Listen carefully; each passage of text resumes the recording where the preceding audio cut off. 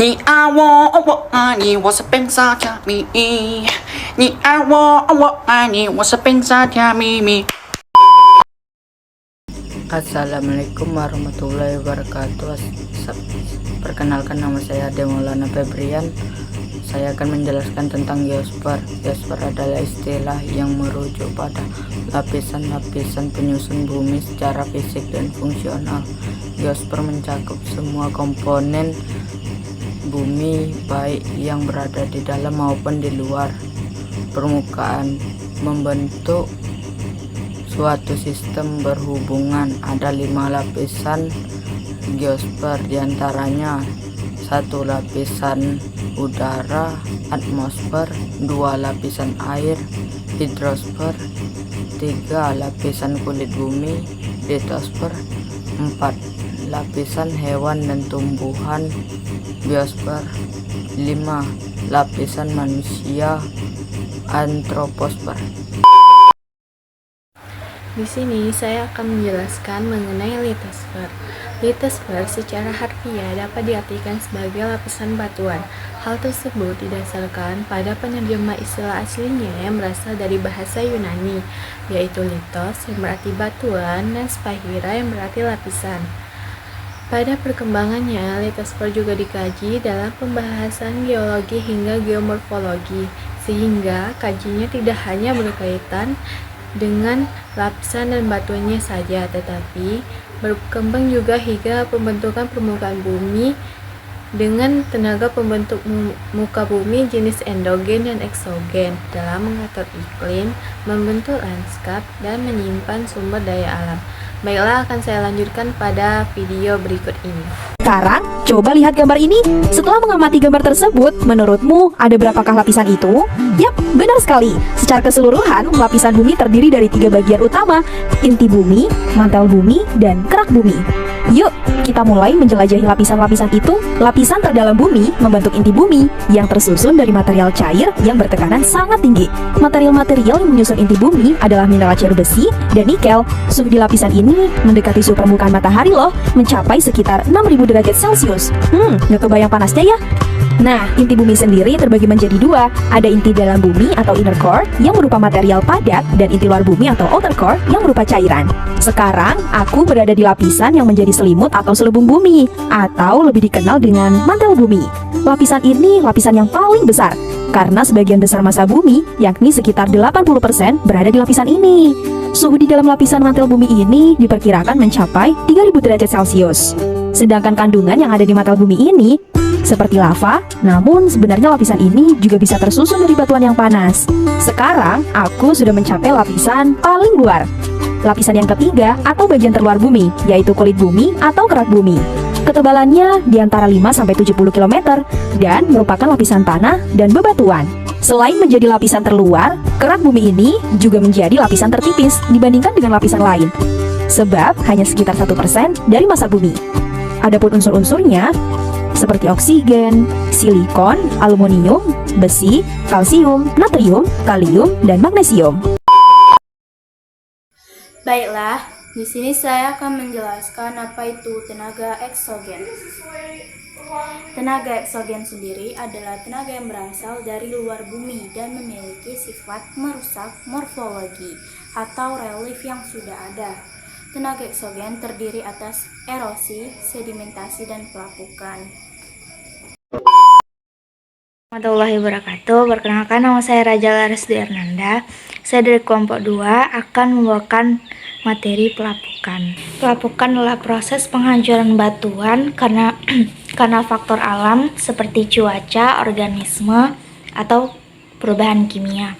Ada beberapa jenis pelapukan, salah satunya mekanik atau bisa juga disebut dengan pelapukan fisik.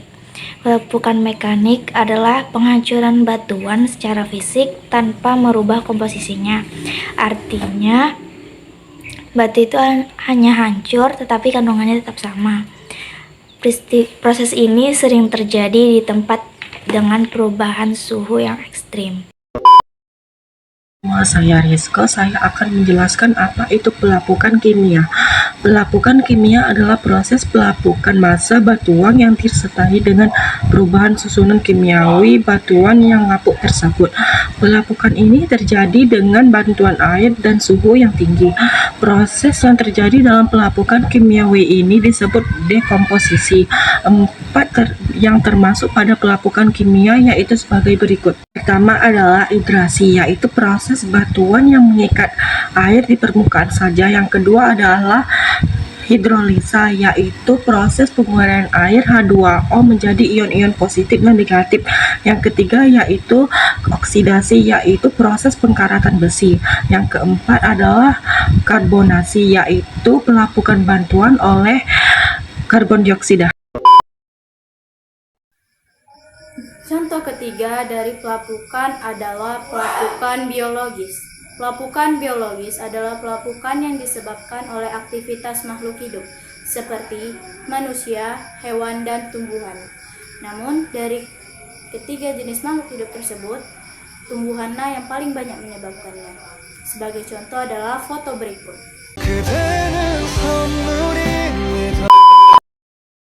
Assalamualaikum warahmatullahi wabarakatuh. Saya Desi Nursera dari kelompok 2 akan membawakan materi faktor-faktor yang memengaruhi terjadinya pelapukan dan cara mencegah atau mengurangi pelapukan. Apa saja sih faktor-faktor yang memengaruhi terjadinya pelapukan? Jadi ada 4 faktor yang memengaruhi terjadinya pelapukan bawah. Yang pertama, ada keadaan struktur batuan. Struktur batuan adalah sifat fisik dan sifat kimia yang dimiliki oleh batuan. Sifat fisik batuan adalah warna batuan, sedangkan sifat kimia batuan adalah unsur-unsur yang terkandung dalam batuan tersebut. Yang kedua, ada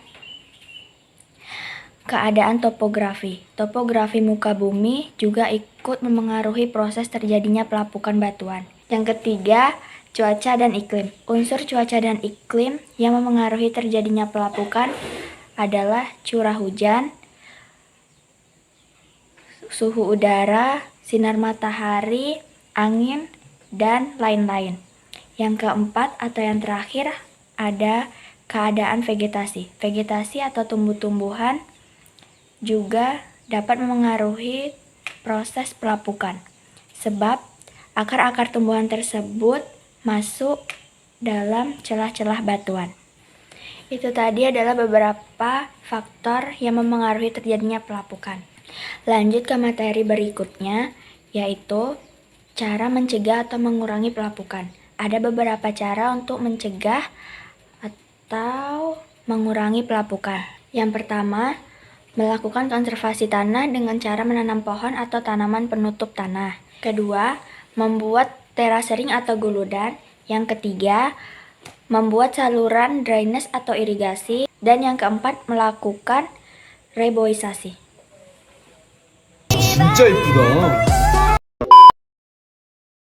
Baiklah, di sini saya akan menjelaskan dua dampak dari pelapukan, yaitu dampak positif dan dampak negatif pelapukan.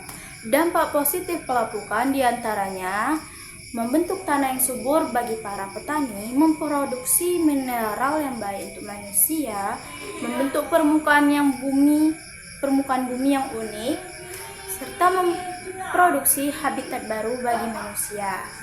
Yang kedua, dampak negatif. Dampak negatif sendiri itu sangat banyak, tapi diantaranya itu ada merusak bangunan-bangunan tua, merusak candi-candi atau bebatuan, dan menurunkan kemampuan tanah untuk meresap air.